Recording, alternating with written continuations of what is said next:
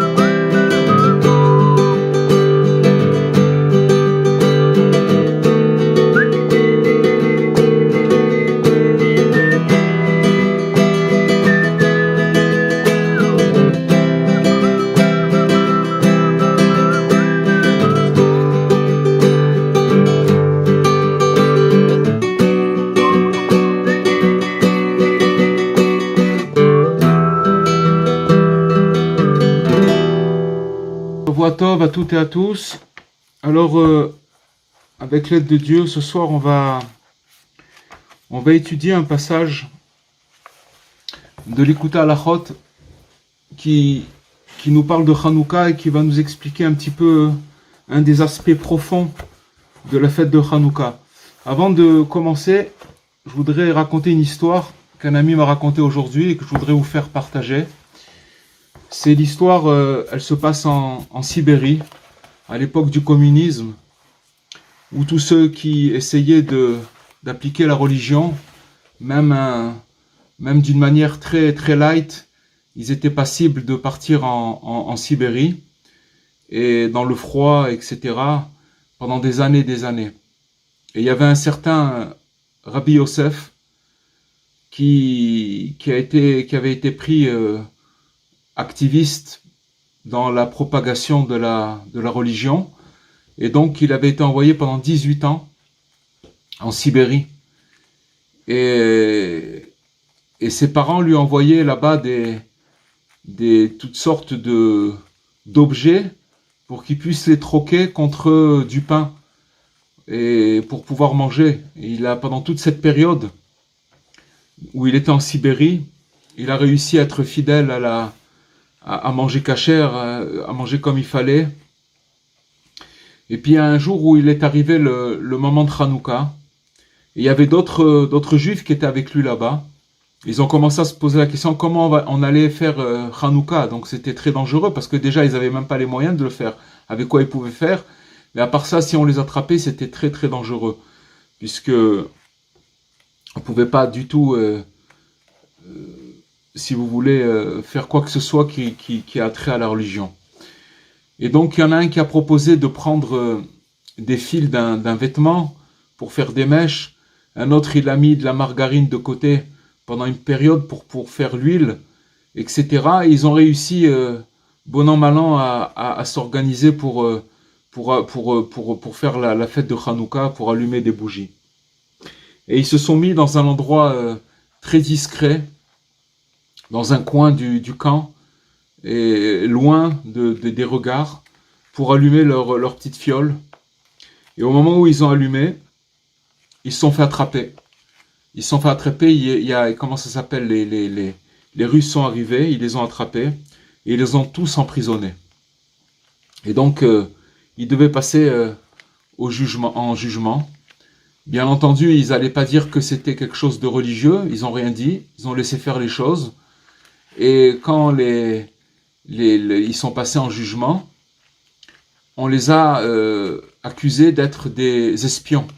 Parce qu'ils ont allumé des lumières, etc. Ils ont dit vous êtes des espions, et donc si vous êtes des espions, alors vous êtes passible de mort en tant qu'espion. Et donc à partir de ce moment-là, ce Rabbi Yosef, il a dit non, c'est moi le responsable. D'abord, on n'est pas des espions, et donc ils étaient devant le juge. On n'est pas des espions. On a seulement accompli notre religion. Que maintenant c'est la fête faut allumer des lumières, faut allumer des bougies, et voilà, et c'est moi le responsable, c'est moi qui ai entraîné tout ça, tous les autres ils sont pas responsables. Maintenant quand le juge il a entendu ça, qu'est-ce qu'il a dit?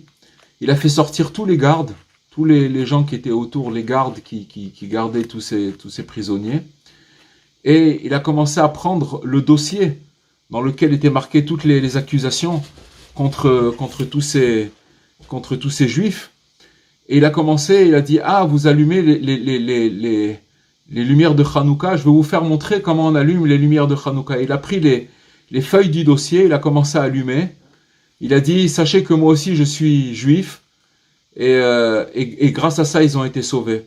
On voyait grâce à cette ils ont été sauvés in extremis, parce qu'ils sont tombés sur le juge qui était lui quelqu'un de très très éloigné, mais qui avait connu cette fête, et donc ça animait chez lui une flamme de retour comme ça, et grâce à ça ils ont été complètement disculpés et complètement sauvés de la mort. Voilà, ça c'était une histoire de Hanouka. Alors maintenant, on va passer. Alors c'est une étude qui traite sur le sens profond de la fête de Hanouka, un des aspects. Et ça commence par une loi qu'il y a dans le Shulchan Aruch qui nous dit quel est le sens de rendre visite aux malades. Après on va développer et on va rentrer dans la fête de Hanouka. Donc on nous dit dans le Shulchan Aruch, dans le code de loi, que il faut aller rendre visite aux malades. D'accord, à celui si quelqu'un qui est malade, c'est un grand commandement, une grande mitzvah d'aller lui rendre visite. Mais de quelle manière on lui rend visite? C'est en lui amenant de la lumière, ça veut dire en lui ouvrant le cœur. C'est-à-dire que quand on rentre chez lui, chez le malade, alors on lui demande ce qu'il a besoin. Est-ce qu'il a besoin qu'on lui change les draps? Est-ce qu'il a besoin qu'on lui amène à manger?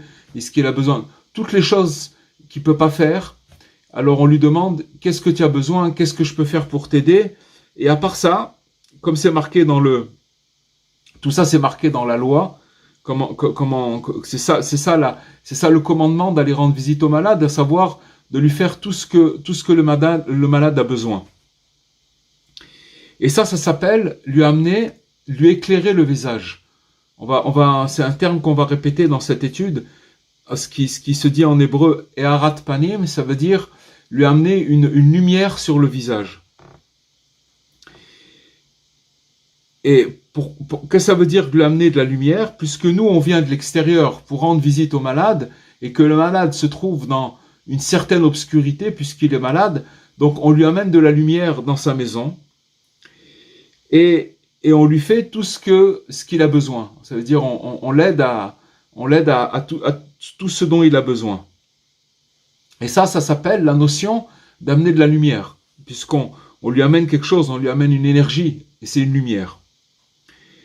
Et donc, grâce à cette lumière qu'on lui amène, on lui amène de l'énergie, on lui amène une force, qui en vérité est la force d'en haut. À partir du moment où la Torah, elle nous enjoint à accomplir ce commandement de rendre visite au malade, à un malade, automatiquement, il se passe une connexion avec l'au-delà, c'est-à-dire qu'à partir du moment où on se met en marche pour aller rendre visite au malade et qu'on arrive chez le malade et qu'on l'aide dans ce qu'il a besoin, automatiquement on lui amène une lumière. C'est une lumière qui vient d'en haut et qui s'appelle Eharat Panim. En fait, c'est la lumière de Dieu. C'est la lumière, c'est la face, si on peut dire, c'est la face de Dieu qui vient éclairer ce malade-là. Parce que, si vous voulez, toute l'énergie, toute la vitalité qu'on va donner à ce malade, elle vient d'en haut. Mais seulement, nous, comme on est en bas, alors il faut faire une action pour attirer cette lumière qui vient d'en haut et qui va amener de l'énergie, qui va amener de la vitalité au malade. Comme c'est écrit dans le roi Salomon, il dit que la lumière du visage du roi, elle amène la vie. On parle c'est quoi la lumière du visage du roi? Quand on me dit le roi, c'est Dieu. C'est-à-dire que l'énergie de Dieu, elle amène la vie. D'accord? Alors, et c'est marqué aussi que, c'est pour ça que c'est marqué aussi dans le traité de Shabbat, dans le Talmud, que quand quelqu'un est malade, au-dessus de sa tête, il réside la présence divine. C'est-à-dire que quand quelqu'un il est malade, alors la présence divine, elle est au-dessus de sa tête, au-dessus de la tête du malade. Comme c'est écrit, d'où on apprend ça, du roi David, qui nous dit dans son verset que l'Éternel soutiendra sur le lit de douleur, ça veut dire qu'il va aider le malade, et sa couche, il va la retourner entièrement dans sa maladie. Ça veut dire quoi? Ça veut dire que Dieu, j'ai vu un commentaire tout à l'heure très très fort, c'est le Malbim, il dit qu'en vérité, qu'est-ce que ça veut dire qu'il va soutenir sa couche? Que quand il y a un malade et que Dieu préserve, il n'y a personne qui est là pour l'aider, ça peut arriver, que c'est des choses qui peuvent arriver. Alors, il faut savoir que c'est Dieu lui-même qui aide le malade. Ça veut dire plus que la présence divine, elle est au-dessus de sa tête, il va lui donner une vitalité qui va le faire tenir, qui va le faire, même s'il a personne autour pour pouvoir l'aider. Donc, c'est de ça qu'on apprend que sur la tête du malade, il y a la présence divine, il y a cette lumière-là. C'est-à-dire, puisqu'il est malade, alors il va attirer sur lui, même si on ne vient pas lui rendre visite. C'est sûr que quand on vient lui rendre visite, on déclenche cette chose-là d'une manière active et très forte. Mais s'il n'y a personne qui vient lui rendre visite, elle existe, cette présence divine, et elle vient de la lumière divine, de Dieu. Et il nous dit Rabbi Nathan, que cette lumière-là, c'est la lumière du tzaddik. La lumière du tzaddik, elle veille sur le malade, et particulièrement sur les grands malades. Maintenant, vous comprenez bien qu'on parle, ce qui fait Rabbi Nathan, c'est qu'il nous amène une loi qui a dans le code de loi juif, d'accord? Et il va après commencer à amener un enseignement de Rabbi Nachman, et il va nous faire montrer, où il va nous parler d'une maladie, on parle de quelqu'un qui est malade, qui souffre, qui est malade, qui a de la fièvre, qui a une pathologie. Mais la maladie, elle est aussi dans l'âme. Ça s'appelle aussi être malade. En fait, on est tous malades, on est tous... petit à petit, il va rentrer, il va développer la chose. Vous allez voir que c'est quelque chose de très très fort. Alors, il nous dit que la lumière du tzaddik, elle garde le malade, particulièrement les grands malades, parce que la lumière du tzaddik, elle soutient le lit de la couche de celui qui est malade. Ça veut dire qu'elle lui donne de la force pour pouvoir tenir dans cette épreuve de maladie. Parce que justement, sur ceux qui sont malades, les plus grands malades, alors ils attirent la guérison spirituelle et matérielle. Spirituelle, ça veut dire quand on parle des maladies de l'âme, et matérielle, c'est la maladie du corps. En vérité, les unes vont avec les autres. Tous les problèmes des maladies qu'on a dans l'âme, tout vient d'un manque de joie. Quand quelqu'un il manque de joie, automatiquement, c'est des pathologies qui commencent à se révéler chez lui, justement parce que on manque de joie, que toutes ces pathologies elles se révèlent. Ça veut dire quoi? Ça veut dire que si on était joyeux et que si on avait cette joie, alors on serait complètement guéri, on n'aurait pas toutes ces pathologies. C'est-à-dire que la simcha, la joie qui se véhicule dans l'âme, elle permet, si vous voulez, au corps de vivre et d'être en bonne santé. Alors, il nous dit que la grandeur... Oui, alors, qu'est-ce que ça veut dire? Que quand maintenant,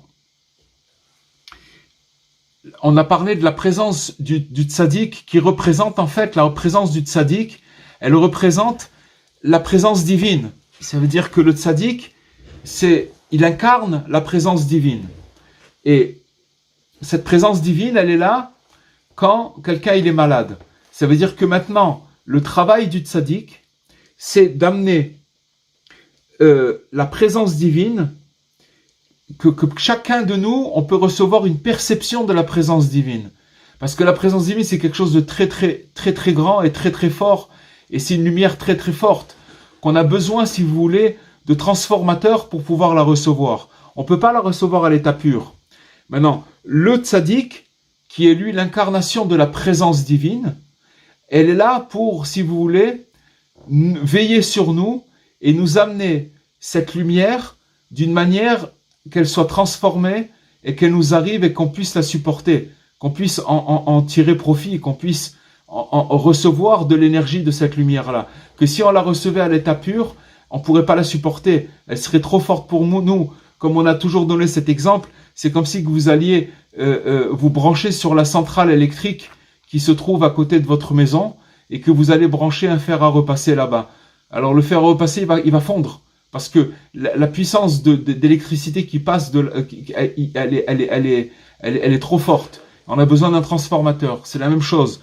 Le tzaddik, lui, il prend toutes les perceptions divines et il les amène à nous pour qu'on puisse les recevoir et qu'on puisse les assimiler et qu'elles puissent nous être bénéfiques et pas nous brûler. Ça, c'est une chose. Donc, ça veut dire que maintenant, quand quelqu'un il est malade, aussi bien matériellement que spirituellement, physique ou au niveau de l'âme, d'accord, tout va ensemble. Alors à partir de ce moment-là, le tzaddik, il va transformer cette lumière pour qu'elle soit adaptée à lui et cette lumière va lui donner de l'énergie et il va pouvoir passer cette épreuve-là jusqu'à qu'il arrive à se remonter. C'est pour ça que quand on dit que le Talmud, il nous dit que la présence divine, elle se trouve sur celui qui est malade.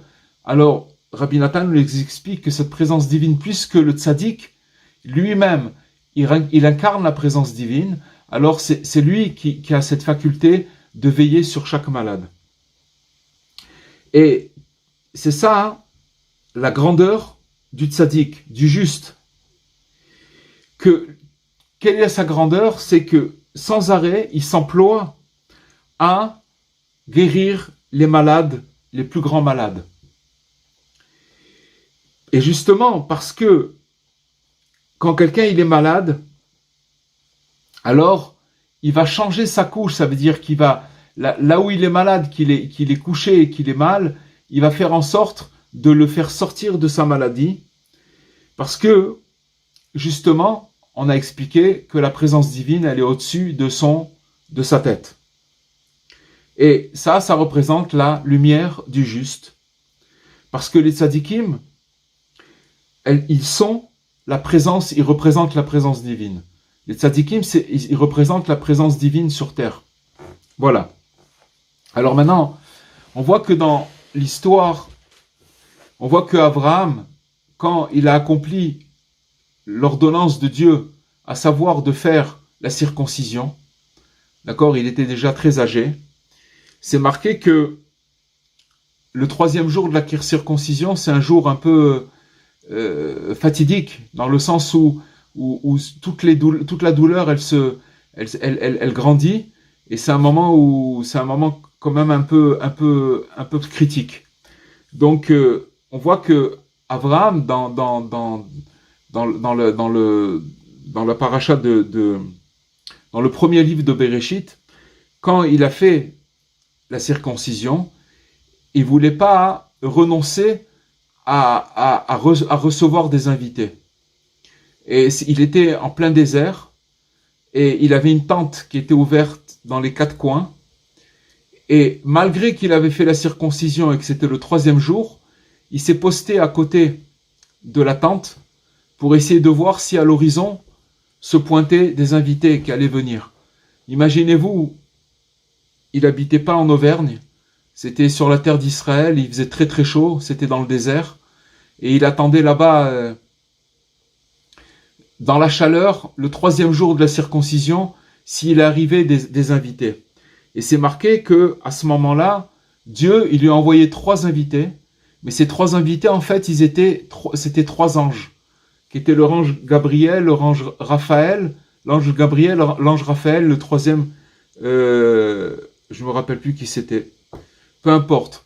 L'ange Raphaël, il est venu pour le guérir, pour le soutenir. En fait, il lui a envoyé 3 anges il lui a envoyé sa présence, la présence divine, parce qu'il était malade, pour pouvoir qu'il puisse tenir dans le fait qu'il était malade.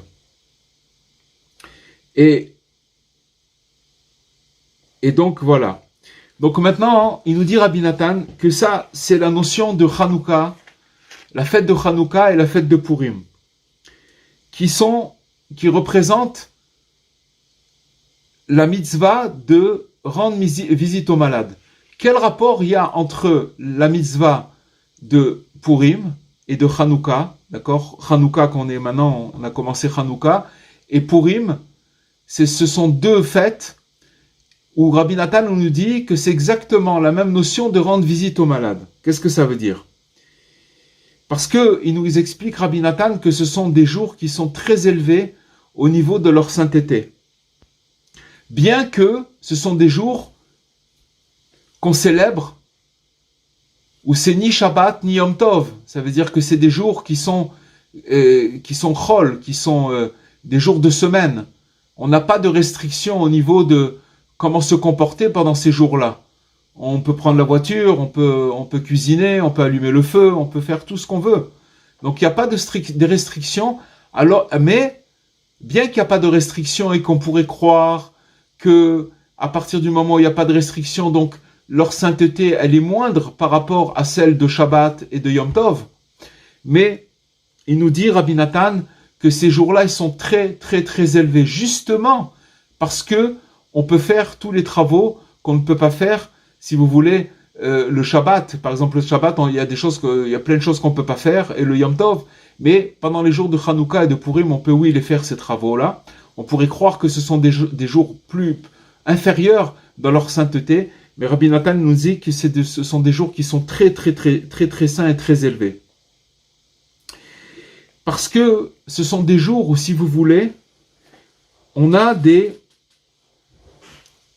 perceptions de la divinité d'une manière très très grande.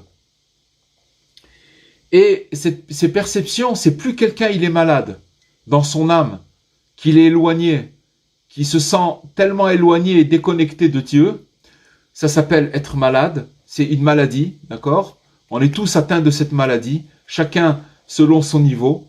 Mais il nous dit, Rabbi Nathan, plus quelqu'un il est très très malade au niveau de l'âme, plus il va, si vous voulez, grâce à la force du tzaddik qui représente la présence divine, il va le recevoir le tzaddik il va lui fabriquer des récipients où il va pouvoir contracter la lumière divine et lui amener ça à son niveau. C'est ça qui va se passer. C'est des choses extraordinaires, ça veut dire c'est des contractions extraordinaires de la lumière divine. Pourquoi? Parce qu'on ne peut pas le recevoir à l'état brut comme on l'a dit tout à l'heure. Alors il nous donne un exemple, une parabole, en nous expliquant que maintenant, quand un homme il est en bonne santé, alors c'est très simple à comprendre que le roi, il va pas venir voir un homme qui est en bonne santé. Un homme qui est en bonne santé, c'est à lui, s'il veut recevoir la face du roi, ça veut dire qu'il veut recevoir de l'énergie du roi, il va falloir que il se prépare, qu'il se nettoie, qu'il se parfume, qu'il se mette en bonne condition à tous les niveaux, où il va être beau pour pouvoir rencontrer le roi. Et à part ça, il va se retrouver à la porte du palais et il va demander aux gens intéressés, aux gardes et aux responsables qui veulent voir le roi. Et donc il va tout faire, tous des stratagèmes pour essayer de trouver la solution pour se retrouver à rencontrer le roi. Et qui reçoivent aussi donc la permission de pouvoir rentrer chez le roi. Donc il va faire toutes sortes de stratagèmes pour pouvoir y arriver. Et qu'il puisse recevoir la lumière de ce roi-là. Des fois, il va pouvoir arriver juste au jardin du roi. Un autre, il va rentrer carrément à l'intérieur du château, là où le roi il se trouve. Chacun selon son degré, chacun selon ce qu'il aura pu avancer pour pouvoir voir le roi. Pour tout ça, à chaque fois qu'il va avancer, il va recevoir une lumière qui va l'éclairer, la lumière du roi. Mais il nous dit que quand une personne elle est malade et qu'elle est sur sa couche, dans son lit, et qu'elle souffre, d'accord, tout ça c'est des paraboles. Quand on parle ça peut être aussi bien quelqu'un de malade physiquement, mais on parle maintenant aussi de cette maladie de l'âme, que la personne elle se sent déconnectée de Dieu, qu'elle se sent à côté de la plaque, qu'elle sent qu'elle n'a pas de connexion avec Dieu. Alors il faut savoir que le roi, si vous avez compris, le roi ça représente Dieu. Qu'est-ce qu'il va faire Dieu? Il va venir le voir parce qu'il est très malade. Et il va commencer à lui influer, à lui donner de la lumière. Ça veut dire que son visage, le visage de Dieu, si on peut dire, il va éclairer cette personne qui se trouve dans la souffrance. Et c'est pour ça que le roi, il est obligé d'aller dans la maison et d'éclairer et de donner de la vitalité à cette personne qui est en souffrance. Et c'est ça qui veut dire que, si vous voulez, le malade, alors il se retrouve, si vous voulez, avec la présence divine au-dessus de sa tête. Et c'est ça, la notion de Hanouka. C'est-à-dire que Hanouka et Purim, que, en vérité, Dieu il nous les a donnés pour nous donner de la vitalité. Parce qu'on se trouve en exil, dans un exil amer, et l'Assemblée d'Israël, tous les gens qui font partie de l'Assemblée d'Israël, ils s'appellent des malades. Pourquoi des malades? Tout simplement parce que on n'a pas le temple. Le temple, on l'a perdu. On a eu le premier et le deuxième, et ils ont été perdus. Ce temple, il avait fonction, si vous voulez, pour donner.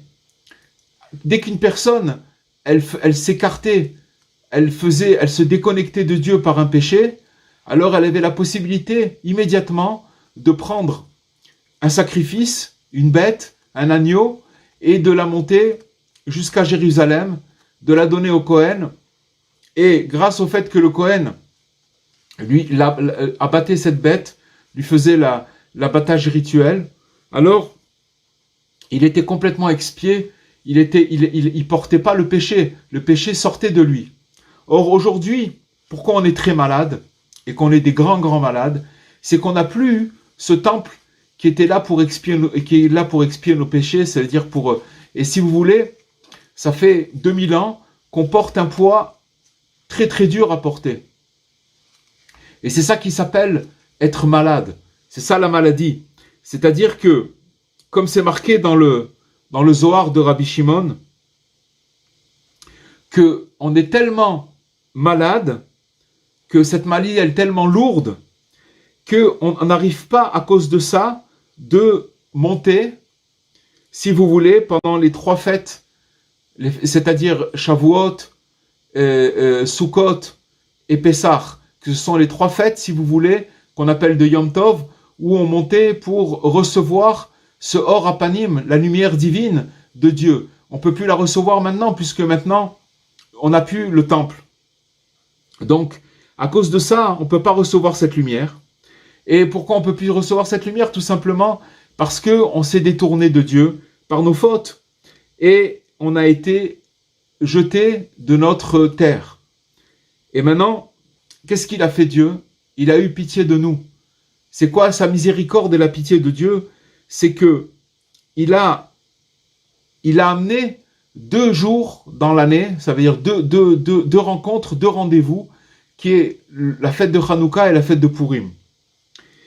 Qui finalement, les grands sages de l'assemblée, de la grande assemblée, la Knesset Agdola, d'accord, qu'est-ce qu'ils ont fait? Ils ont amené, en contractant, en instituant cette fête, ils nous ont permis de pouvoir recevoir, si vous voulez, la face de Dieu à travers les bougies de Hanouka. C'est-à-dire que maintenant, il faut savoir que quand on allume ces bougies de Hanouka, on amène chez nous, tout simplement, la lumière du temple.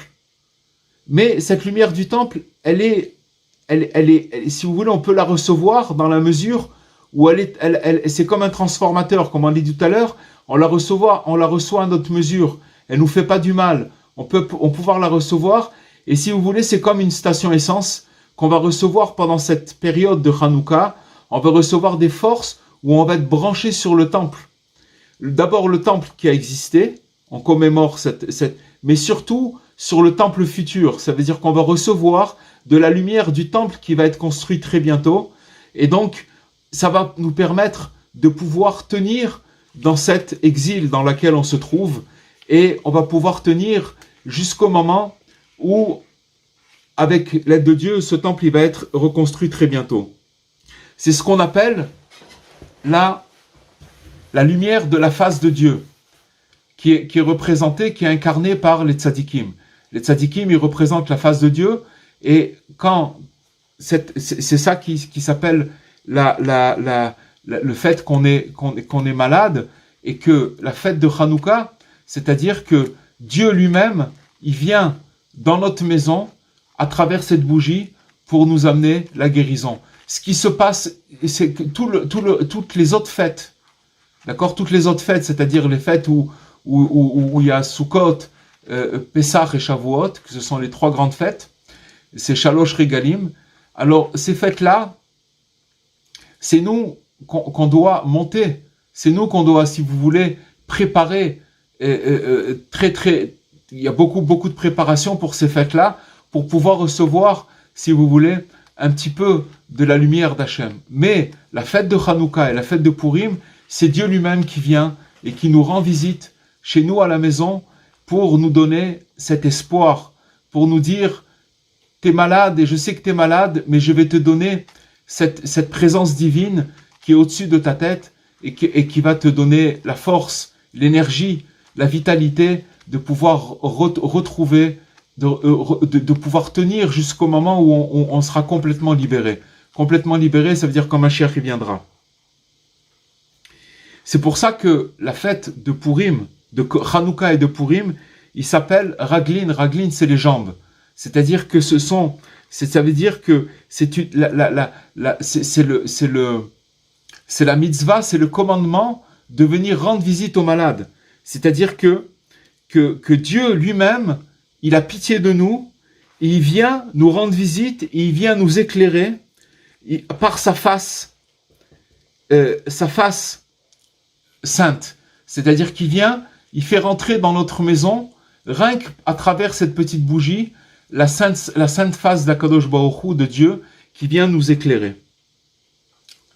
Où il vient nous éclairer dans le plus profond, la plus grande noirceur de l'exil dans lequel on se trouve. Que chacun y connaît l'exil dans lequel il passe. On parle bien sûr de l'exil général dans lequel on est, puisqu'on attend Mashiach, mais aussi l'exil de chacun de nous, chacun là où il se trouve, dans les souffrances dans lesquelles il se trouve. Ça s'appelle aussi un exil, ça s'appelle l'exil de l'âme. Et que maintenant, grâce à cette fête de Hanouka, alors on reçoit cette vitalité, cet espoir qui est branché en vérité sur le troisième temple. Et si vous voulez, il nous a donné ces 2 jours-là, Hanouka, la fête de Hanouka et la fête de Purim, et qui sont en vérité des fêtes qui sont très très très élevées et très très saintes. Pourquoi elles sont très élevées? C'est marqué que quand on allume la lumière de Hanouka, elle descend en dessous de 10 coudées. 10 coudées, ça représente un point comme ça. 10 coudées, c'est un téphar, excusez-moi. C'est un point. Chaque point, ça représente une mesure.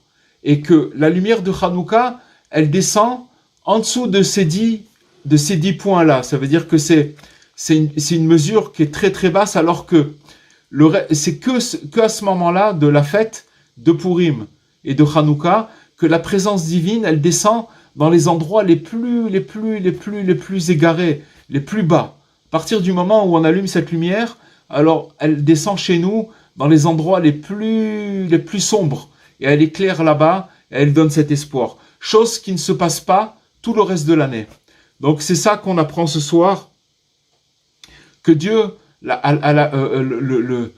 pendant la fête de Hanouka, chaque soir de Hanouka, il vient et il nous éclaire de cette lumière, de sa face à lui, de sa sainte face qui vient, et que c'est le médicament le plus fort et le plus... Et pourquoi à travers cette bougie? Parce que la bougie, c'est un transformateur. C'est un petit peu de cette lumière du temple qu'on avait, et qui vient et qui nous est offerte par Hachem, puisque Hachem lui-même, il vient nous rendre visite.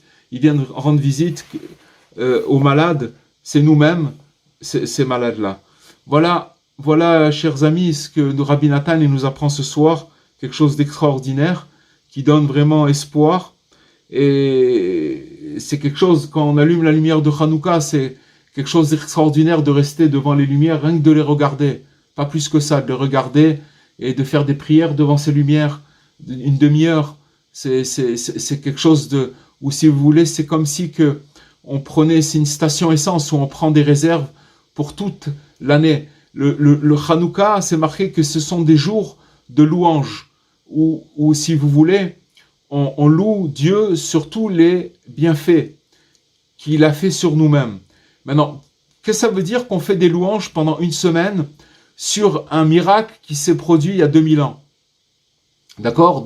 Lors de la destruction du temple, alors il s'est produit un miracle que les Romains, ils ont rendu impures toutes les fioles, et qu'il y en avait une qui était restée avec le scellé, et donc il pouvait brûler, cette huile-là, elle pouvait brûler seulement pour un jour, alors que on avait besoin d'allumer cette menorah, le candélabre, et que rien que pour pouvoir faire, et il fallait qu'elle brûle pendant 8 jours, mais il y avait que pour un jour. Alors ils ont pris cette fiole-là, et ils ont dit, on va commencer déjà avec ça, après on verra ce qui se passera. En attendant, on va préparer encore de l'huile d'olive, mais il fallait beaucoup de temps pour la préparer, ça se faisait pas en un jour. Et il y a eu ce miracle que la quantité pour un jour, elle a duré pendant 8 jours. Maintenant, qu'est-ce que ça a à voir avec nous qu'on célèbre quelque chose qui s'est passé il y a 2000 ans? Qu'est-ce que ça a à voir avec nous? Maintenant, on célèbre, on fait une commémoration d'un miracle qu'il y a eu, alors c'est ça n'a rien à voir. Pourquoi on célèbre cette chose-là?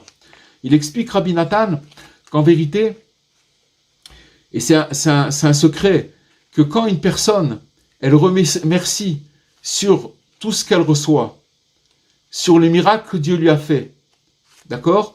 Alors elle va attirer des miracles au présent et au futur. Ça veut dire que maintenant, quand on remercie sur le miracle que Hachem nous a fait il y a 2000 ans, alors on va attirer des miracles au présent et au futur. Et c'est grâce à ces remerciements-là qu'on va attirer la lumière du troisième temple. Maintenant, pour nous, qu'est-ce que ça veut dire? Ça veut dire tout simplement que maintenant, dans notre vie, on a toutes sortes de hauts et de bas.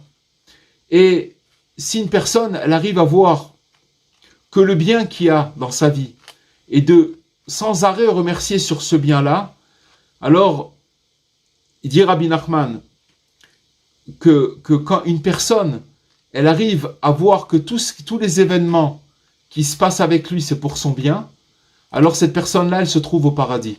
Elle arrive à déclencher la lumière du paradis, ça veut dire la lumière du paradis, elle est éclairée sur lui. Alors, mais ça, pour pouvoir le faire, c'est qu'il faut être constamment branché sur le fait de remercier, le fait de louer Dieu. Et maintenant, si vous voulez, pendant cette fête de Hanouka, c'est là où on fait le plein de ces louanges-là. Puisque c'est un moment, ces 8 jours-là, c'est un moment où on va remercier Dieu et on va attirer sur nous les miracles au présent et au futur. Voilà, chers amis, je vais ouvrir les micros si vous avez quelques questions. Alors, voilà. Merci beaucoup, Rabbi Cohen. Très, très bel enseignement. Très beau. Bon, alors... Être à la tête du malade quand on va voir le malade. Pardon?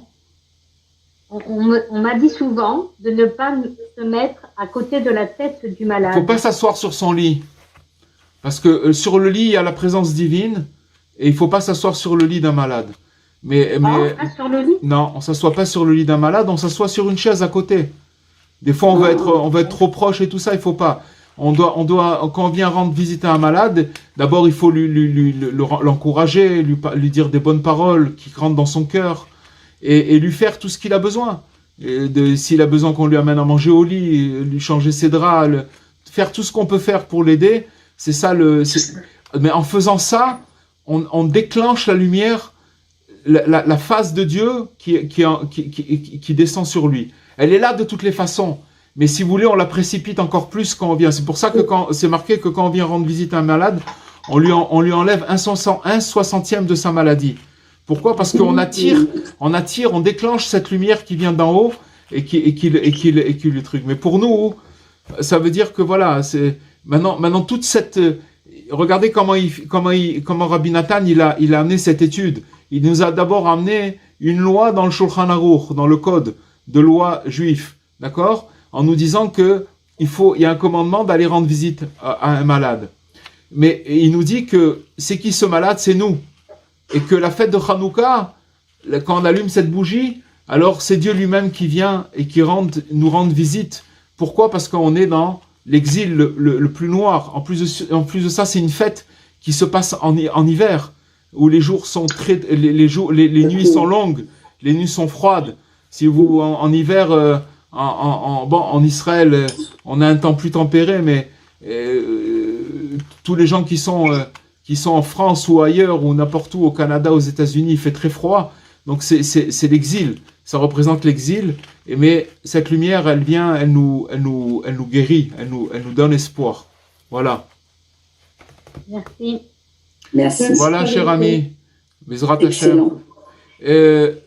Madame Fitoussi, la semaine prochaine, je sais pas. La semaine prochaine, je serai en voyage, donc je vais rentrer. Je vais rentrer que. Je sais pas ce qui. Je pense pas que je pourrais. On restera en contact, mais je sais pas si je pourrais faire le. D'accord, je vous envoie un WhatsApp Voilà. dans l'après-midi, comme Et d'habitude. voilà. Amélie Cohen, je peux Oui. vous poser une question? Allez-y, avec plaisir. Vous avez parlé de la présence divine pour quelqu'un qui est malade quand on va le visiter. Est-ce que ça a les mêmes répercussions quand on aide quelqu'un qui est pauvre, enfin qui est dans le besoin, etc. Est-ce qu'on éclaire aussi quelque chose? Bien sûr, c'est une très bonne remarque, évidemment.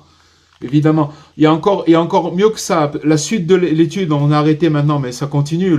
L'écoute à la chôte, il nous dit, Rabbi Nathan, qu'il y a une grande mitzvah de faire de la tzedaka pendant les jours de Hanouka. Et il nous dit que le Zohar, c'est marqué dans le Zohar que Rabbi Shimon Bar Yochai, il dit quand Dieu, il aime quelqu'un, qu'est-ce qu'il fait? Il lui envoie des pauvres à sa porte. Quand il l'aime. Quand Dieu, si par exemple quelqu'un il tape à votre porte et que c'est un pauvre qui vient demander de l'argent, sachez que Dieu il vous aime. Maintenant, pendant la fête de Hanouka, c'est un moment où on donne plus de tzedaka. Pourquoi? Parce que à partir du moment où on va taper à notre porte et qu'on va donner de la tzedaka à Hanouka, tzedek, ça veut dire la justice.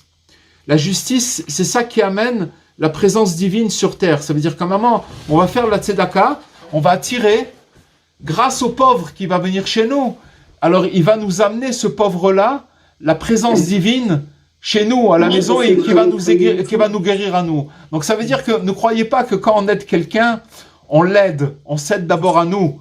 Parce que si Dieu il nous l'a envoyé, c'est que c'est nous les malades. Vous comprenez? Il nous a envoyé quelqu'un qui vient taper à la porte, qui a pas de quoi manger ou qui lui manque quelque chose, et on pense que nous on l'a aidé. On n'a rien aidé du tout. C'est par le fait qu'on a été juste. C'est quoi la justice? La justice, c'est de dire, si moi j'ai et que l'autre il a pas, il doit avoir aussi. Pourquoi moi je suis le seul à avoir? Je dois aussi lui donner. Donc à partir du moment où je fais cette justice, qui s'appelle la justice de Dieu, à partir de ce moment-là, alors je vais attirer cette même lumière qu'on a parlé, qui est la face de Dieu, et qui va venir chez moi, et qui va me guérir à moi, parce que j'ai fait de la justice. Vous comprenez? Donc cette remarque que vous avez faite, elle est très judicieuse, que c'est sûr que quand on aide quelqu'un, maintenant, c'est aussi avec l'argent, c'est aussi en remontant le moral des gens. Ça veut dire que des fois vous avez quelqu'un qui est pauvre d'esprit, c'est quoi pauvre d'esprit? Qu'il n'a pas du tout le moral.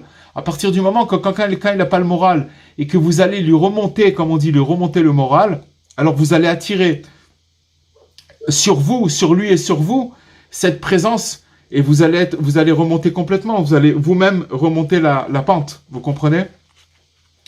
Et c'est quelque chose de vital, parce que sans si vous voulez, ça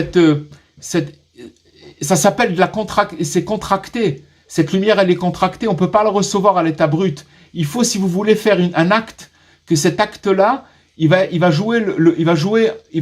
être comme un transformateur. Ce transformateur-là, il va nous donner la possibilité de recevoir la lumière divine à un état qu'on peut supporter. Et c'est comme si vous voulez, on va le recevoir un état homéopathique qui va nous faire du bien et qui va pas nous brûler. Sinon, c'est pas possible de la recevoir autrement. Donc, toutes les actions qu'on va faire pendant Hanouka, c'est-à-dire d'allumer cette lumière, de donner de la tzedaka, toutes ces actions-là vont nous permettre de recevoir cette lumière qui est la face de Dieu. C'est quoi cette face de Dieu? C'était cette face qui brillait sans cesse quand il y avait le temple qui était construit à Jérusalem, mais qu'on n'a plus maintenant. Voilà. Mais on se branche déjà sur le 3e temple. Voilà, Bezrat Hashem, qu'on puisse avoir le mérite de voir le temple très rapidement avec notre connexion, et à très bientôt. Chag Sameach. À bientôt. Au revoir. Merci. Au revoir.